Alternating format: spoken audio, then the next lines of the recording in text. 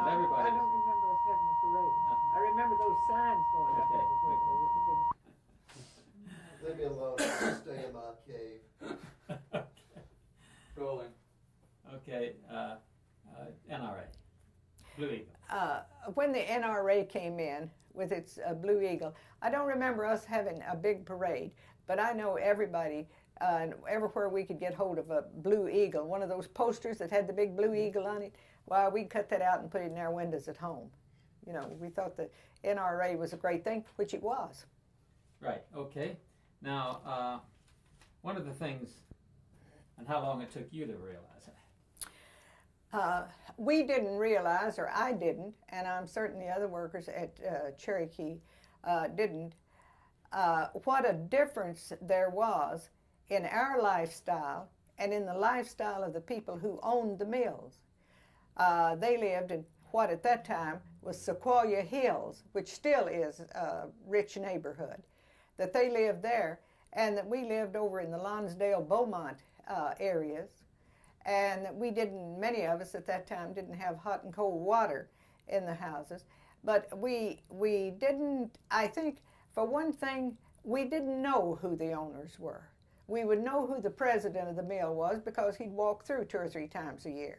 But we didn't know who the board was, or this interlocking ownership that I found out about later.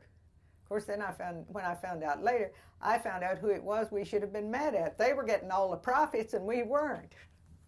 Good. That's just... Now we talk about that. What Judy said. What Judy Yeah, let's just put down what Judy said. What Judy said.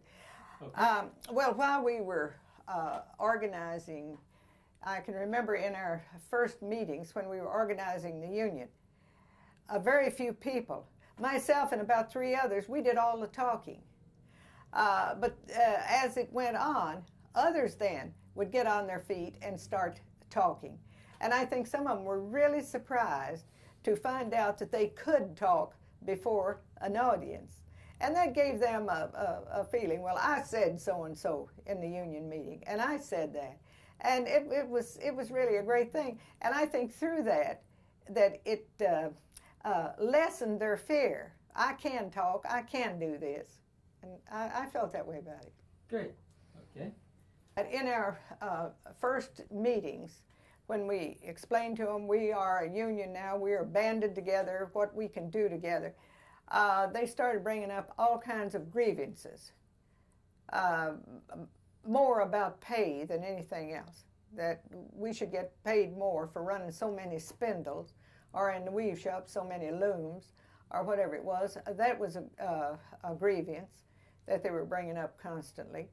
And the long hours, of course, that was always a thing that had been talked about, but through the NRA that was changed. But we had these people who wouldn't, at first, I didn't think there was any fight in them at all, but I found out later that there was. Somebody just had to tell them that you're a fighter and show them something that they're fighting for. You can't fight unless you're fighting for something, so they did. Great. Okay. That came through the Wagner. No, don't say that. Okay. Okay. What came through that? Okay. When we got the Wagner Act, there was a clause in there that workers shall have the right to organize and bargain. I believe that was the word. Let's without, start. Yeah, what's that? Let's try. Okay. Rolling. A lot of workers thought that President Roosevelt wanted them to join a union. Whether he did or not, he never did say so. But later, when we got the Wagner Act, where it said that workers shall have the right to organize and bargain collectively without fear or discrimination. Sorry, need to go back on that because, okay, when Okay. when the NRA was passed, Then do I go on to say Yeah, to that's the right. Wagner Act? That's Okay. All right. Let's start over. Okay. Okay. A lot of workers thought that President Roosevelt wanted them to organize. He never did say that, but a lot of the people believed and felt that he did say that, and they was using that for their protection, that President Roosevelt is going to protect us. We didn't have that. We didn't have him saying anything about that until the Wagner Act, when they said, a clause in that says that workers shall have the right to organize and bargain collectively without fear or discrimination. Great. Okay. You know, I don't remember a lot Okay. about him because he breezed in and spoke at that convention and he breezed out. We won't then. So that we begin to say, Okay. we are ready. You want me to say that now? Yes. Okay. Okay. We had all the people organized there, and we certainly wanted to keep them that way. And we thought we better provide some entertainment for them, as long as just talking to them about contract all the time. So we held a dance in the Moose Hall upstairs on South Gay Street. Okay. Rolling. Well, and while we were in the process of negotiating our contract, we wanted to keep all of our group together as much as we could, and we thought we better provide some entertainment for them. So we held a dance at the Moose Hall on Gay Street with our own musicians. We had a guitar player from the card room. We had a fiddler, was in my department, in the winding department, and somebody played the piano. So we had music for our dance there. Great. About Highlander. Yeah. Okay. Rolling? Yes. Okay. I've always appreciated Highlander Center. No matter where I would go, where I would travel, or any place like that, or where I would be working, I always thought of Highlander as a haven, as a shining light, that Highlander would always be there. I used to think that Miles Horton was immortal, that he would always be there. But there will always be a Highlander, and it's very comforting to know that there is such an organization in East Tennessee. Great. Thank you. Okay. You mentioned they were elite. They were the elite but crowd. also they had a certain independence. They could move from mill to mill. That's right. But the That's fact right. that these folks had come from and had been organized in Gastonia, that was what helped them to organize here, and that continuity is important. Okay, if you're ready. All right. We had weavers, and weavers, that was considered the skilled trade. I never did know why that would be any more complicated than spinning and carding and some of that. But weaving was considered the skilled trade. And we had several weavers that came from the Gastonia strike. And while they didn't... I'm sorry, let's start again because you want to say that big strike in Gastonia back in 29. 29, okay. Okay, go. We had several weavers who had come out of the big strike in Gastonia in 1929. And while they didn't seem at first interested in organizing the whole mill, they did get the other weavers together and had what we called the Wildcat Strikes. So they did become the leaders then, the weavers were actually the leaders in the strike all the way through. Our first president, Preacher Camel, president of the local, was a weaver. So the weavers were the elite people. Great. Okay, Judy? Okay, but we had talked a little bit about, Jimmy, you can stop it. Okay. Well, our members, and particularly the ones that were very active in the strike, found out for themselves that there was a better way of life. They had been taught that, well, my father worked in the mill, my mother worked in the mill, we live in the mill village, we live in the low-income neighborhoods, and that's all there is.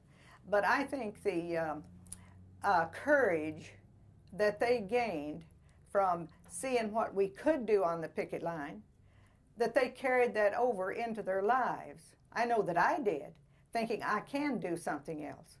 And I think that the strike was certainly helpful there. Great. Okay. You're on. Make a face. Room tone for the interview that comes before this.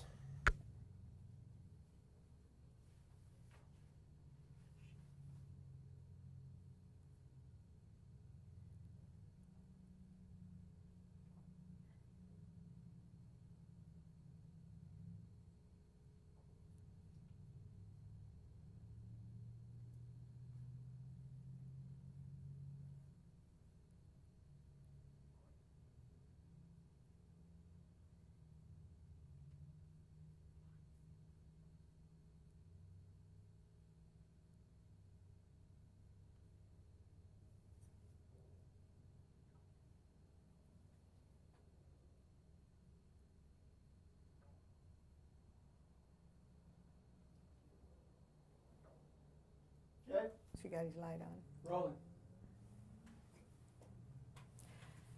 What used to be the Cherokee Spinning Company here, down on Concord Avenue and Southern Avenue, has now become Cherokee Place.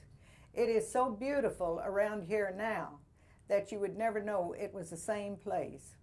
We had steps on one side going up, little iron steps, and then down here on the Concord side of the street was the big gate where we went in every day. And by the way, that's where the bosses were standing when we tried to go back in and were blacklisted. It's become a very pretty place here now. It was just a big brick building. But right over there is the steps where they went up to the card room. How do you feel about it being transformed? Well, I guess of all the hard work that I did there, I'm glad to see something better come out of it. But still, it was a part of Knoxville. It was a part of my young life. Would you have any idea what they might have done instead of what they did? Well, like, you know, before it became Cherokee Place, it was a department store, but that didn't go there at all, and it was moved into that. And then at another time, it was Tom's Peanut Factory, and that didn't go over at all. So they have transformed it now into this beautiful plaza there. Do you think they should have a plaque or anything to the textile workers whose lives were spent in the place? I would like to see it there, but who's going to put it up? Not his. I'd like to see a plaque or something. Oh, I would like to see a plaque there, but who's going to put it up? And a plaque there saying what? Okay. I would like to see a plaque there saying that it was dedicated to the blacklisted strikers at Cherokee Spinning Company. But who's going to put it up there? Could you say that again? Yeah, let's see then. What did I say? I'd like to see a plaque. I would like to see a plaque put up there, right there in front of where it says Cherokee Place, and have it in big letters there, dedicated to the blacklisted textile workers of Cherokee Spinning Company. But who's going to put it up? That's wonderful.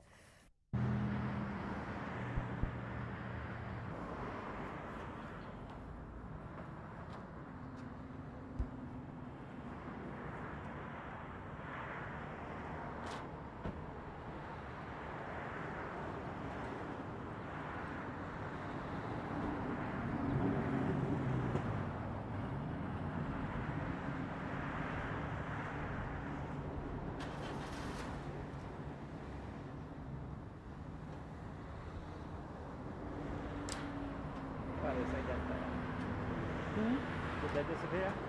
They're behind the bush and they're walking out and you can see her in the shot. Okay, And that's the fine. whole part of the same. Now I'm going to do a slow pullback. Okay. How's that? Good. See, I'm going to let her futz around for a few minutes and look pointing. Good. I'm going to 2x. Okay, you can see her face clearly. Great. Okay. Okay. Fine. Okay. Let's move it. Okay. Let's move it. Let me get a wide shot. What's that? No, it looked all right. That's what I'm getting. Just read off the things, Cherokee Place and so forth. This is a Cherokee Place here. It has Days Inn, Career College, Office Suites, Kelly and Associates, System Incorporated, Walter White, Tuscan College, Industrial Application, and Mill Building, and Belmont Energy, and the Dial America one. That certainly is a long ways from when it was the old Cherokee Spinning Company. And while this is nice and it's a beautiful building, I would like to see a plaque put up here. Oh, maybe right here would be a nice place for it, that says dedicated to the locked out strikers of Cherokee Spinning Company in 1934. Who's going to put it up? Should I say that? Yeah. I'd like to do this again. Okay.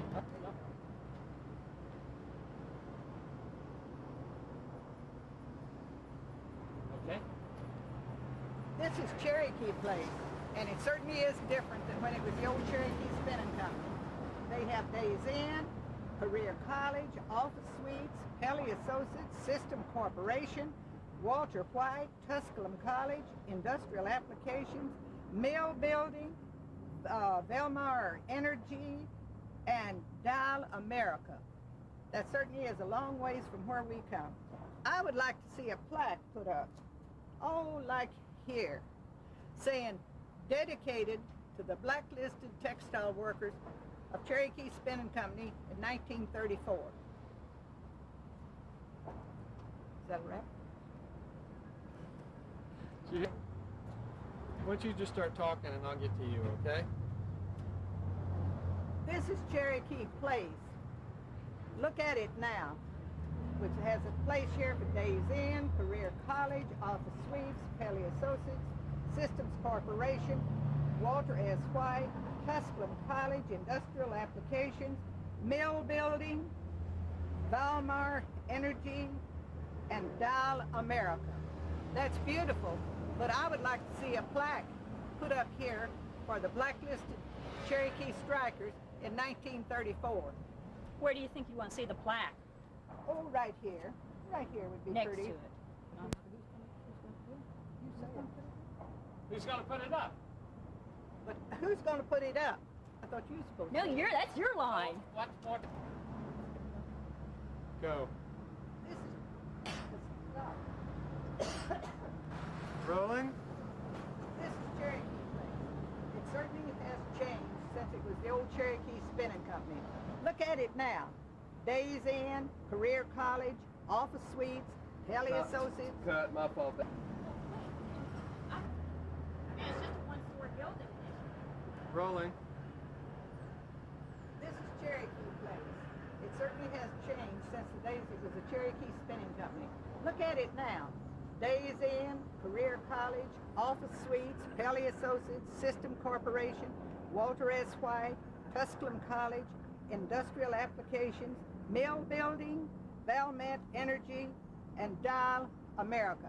That's a beautiful one, but I would like to see a plaque What would the plaque say? dedicated to the blacklisted textile workers of Cherokee Spinning Company in 1934. Where would you want to put it? I think right here. I think right here, even with that, would be a nice place for it, because everybody would see it then. But who's going to put it up? He's not ready. Okay, go. He's getting cut away. Ask her where would you like to see it? Where would you like to see it? Do it again. Where would you like to see it?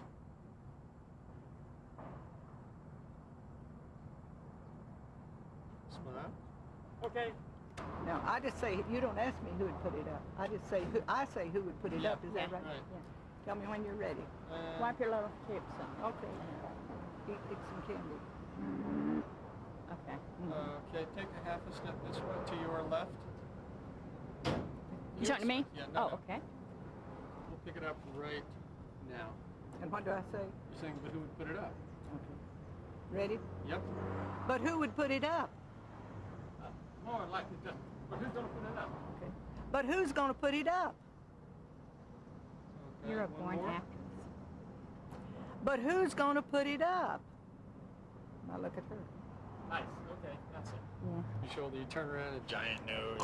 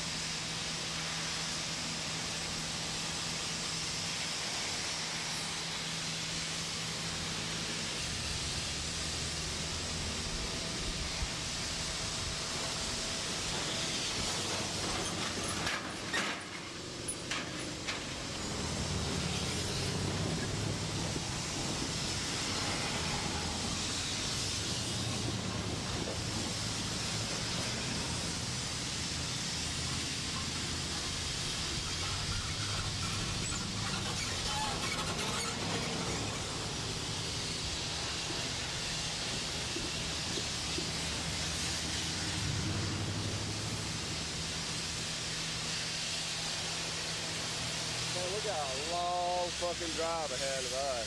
I told him that. To Atlanta, I'm just gonna go chill out. Maybe have dinner with my wife and drive on down.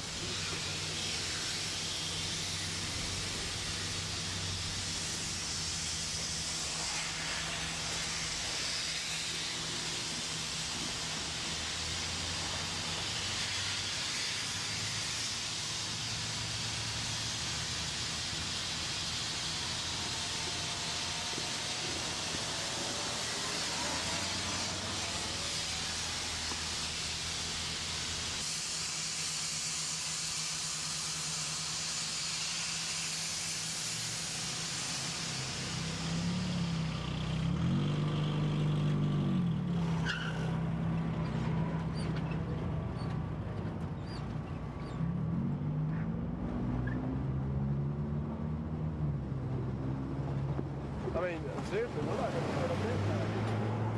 I know. That was the deal I had.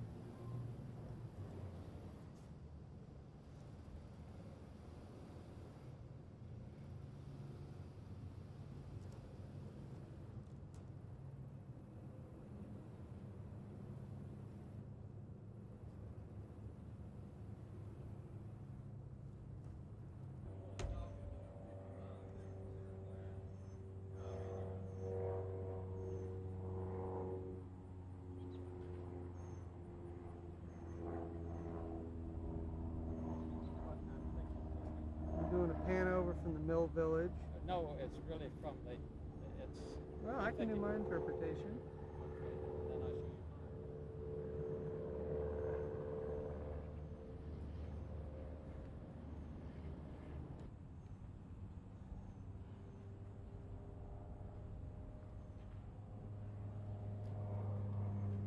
And it's close to Auburn.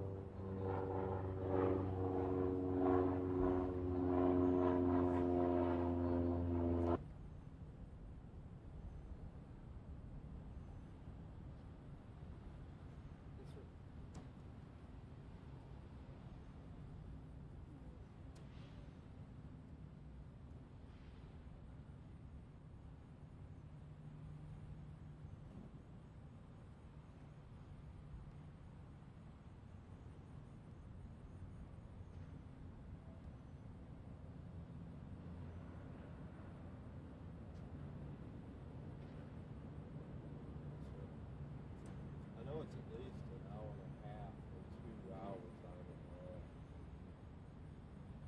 Something like that. I've driven through it many times. And going to Montgomery and going.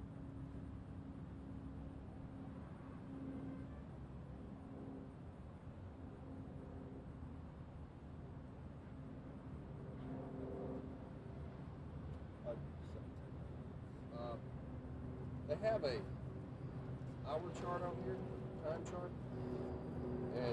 probably subtract a little bit from it because they're averaging it at 65 miles an hour. And